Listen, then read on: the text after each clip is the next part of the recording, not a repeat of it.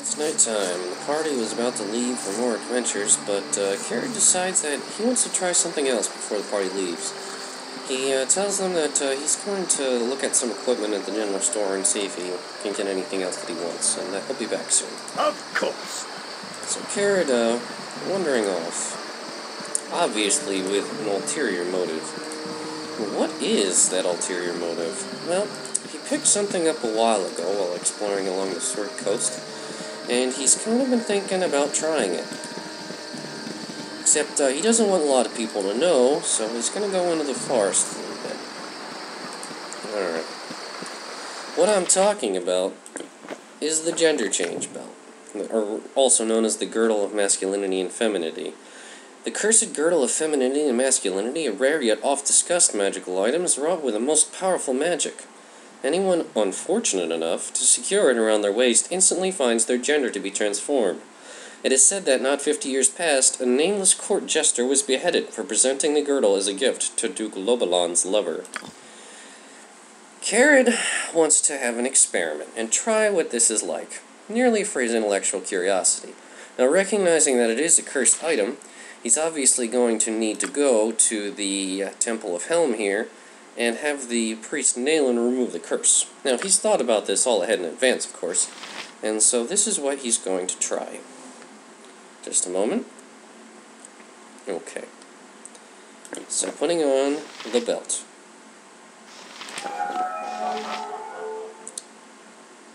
Kered, kind of checking himself after the sudden transformation.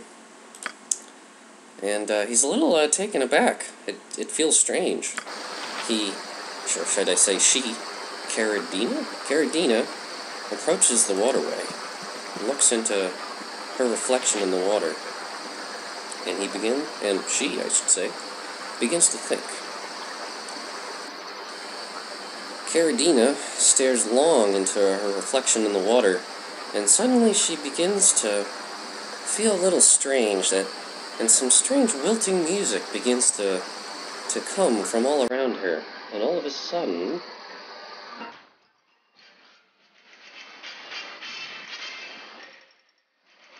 she begins to sing.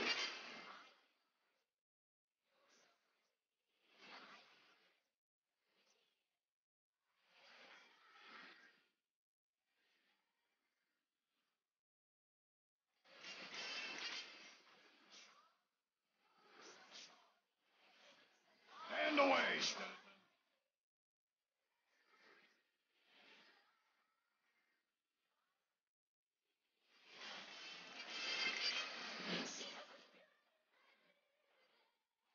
I wouldn't dream of it.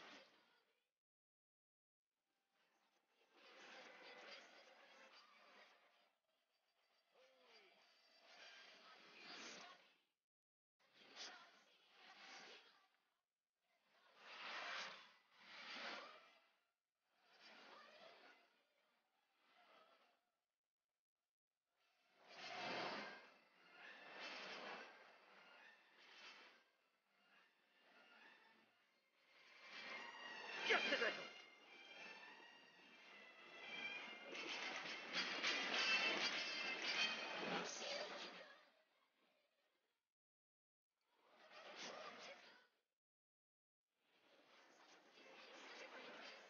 I have things to do. You.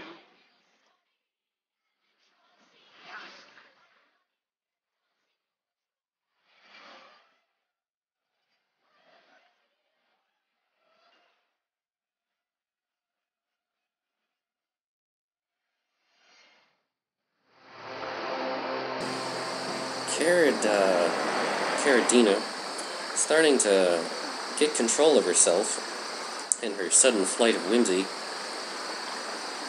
decides that that musical outburst was long in coming and something that should never be known by anyone. Orion would be proud of your actions. And apparently Khalid was spying on him. Kered, he's going to go to the Temple of Helm now and get this peculiar belt removed. To be frank, his experiment did not yield the results that he was expecting, but it certainly created for him plenty of questions. You must gather your party before venturing forth. Oh dear. That creates an issue, doesn't it? You're a queer fellow. Well then, Squeaky wheel gets the kick! the party, I suppose, worried about how long it's taking Kered, will go to the general store and see what's taking so long.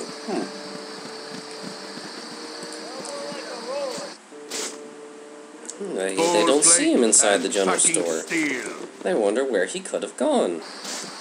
Check inside the inn, because it seems like the next reasonable place to check. Oh, he doesn't seem to be here either. Party's starting to get concerned at this point, considering he's nowhere where he's supposed to be. I suppose checking the next building just down the street, which would be the Temple of Helm. Kered sees them coming, quickly turns himself invisible. Cities are always so intimidating. But So many kicking for goodness! The party waltzes in and starts checking the building, with Kered following close behind.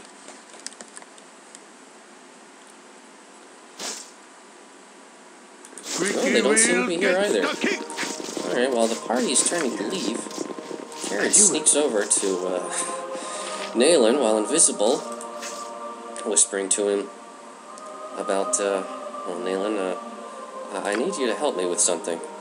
Naylan being, well, okay, fair lady, what can I be helping you with? Well, I need you to cast a remove curse spell on me.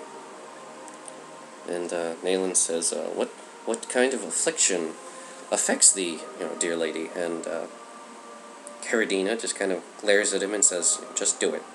And he casts it. And then, yeah, Naylan realizes who he's looking at and is speechless. Kered, thanking the fact that his party members haven't noticed, just kind of glares at Naylan and says, no one finds out about this. No one. And then, Of course. he's like, oh, hey, everyone, I was just over here, praying in the temple. And, I guess the rest of the party at this point would probably be like, you worship Helm?